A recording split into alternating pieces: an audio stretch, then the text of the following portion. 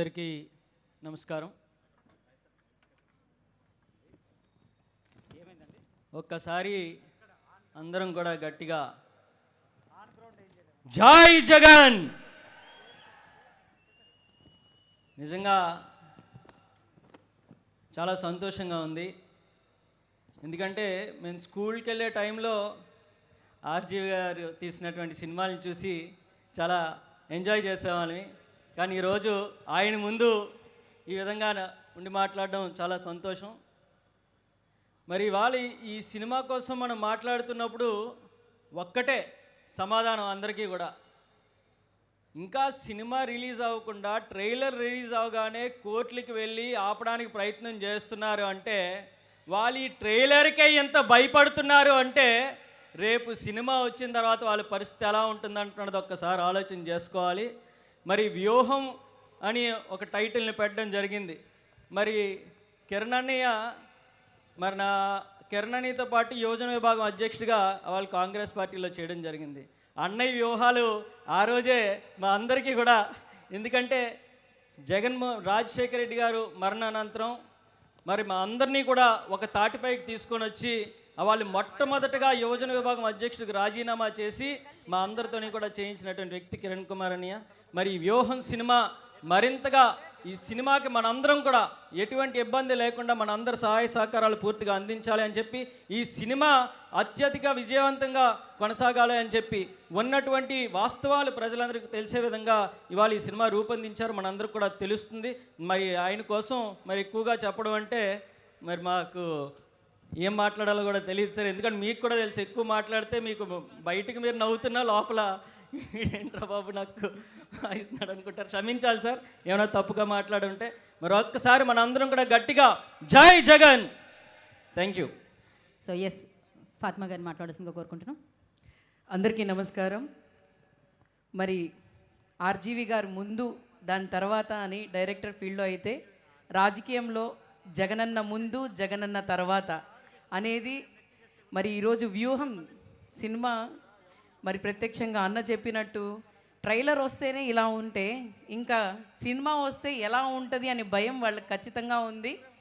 రానున్న రోజుల్లో ప్రజలందరూ చూయిస్తారు. ఏంటి అని అంటే, వ్యూహం సినిమా చూసిన తర్వాత ప్రజానికానికి నిజం తెలుస్తుంది. నిజం చూయించిన సినిమానే ఇది వ్యూహం సినిమా.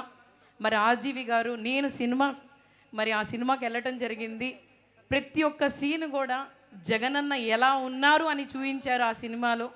మరి ఆ సినిమాలో ప్రతి ఒక్క జగనన్న మరి ప్రజానికంతో ఎలా ఉన్నారు, జగనన్న ఎలా నడవడిక చేశారనేది చూపించారు.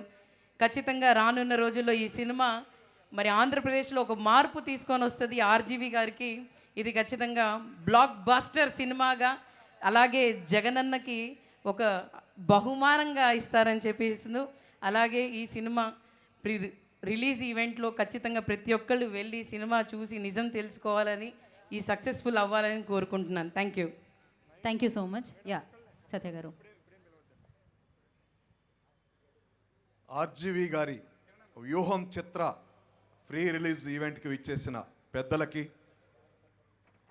మరియు అభిమానులకి, ఆంధ్రప్రదేశ్ ముఖ్యమంత్రి వర్యులు జగన్మోహన్ రెడ్డి గారి అభిమానులకి, మరియు నా మిత్రుడు ఎన్నో సంవత్సరాల నుంచి కలిసి పయనిస్తున్న దాసర్ కిరణ్ కుమార్ గారి అభిమానులకి, శివ కంపెనీ, రంగేలా, సర్కార్ ఈ సినిమాలే కాకుండా సమాజాన్ని మార్పు కోరుతూ గాయం చిత్రంలో నిగ్గదీసి అడుగు సిగ్గులేని సమాజాన్ని, అగ్గితోటి కడుగు సమాజ జీవశవాన్ని, అనేక సమాజానికి పనికొచ్చే ఎన్నో గొప్ప చిత్రాలు నిర్మించాడు.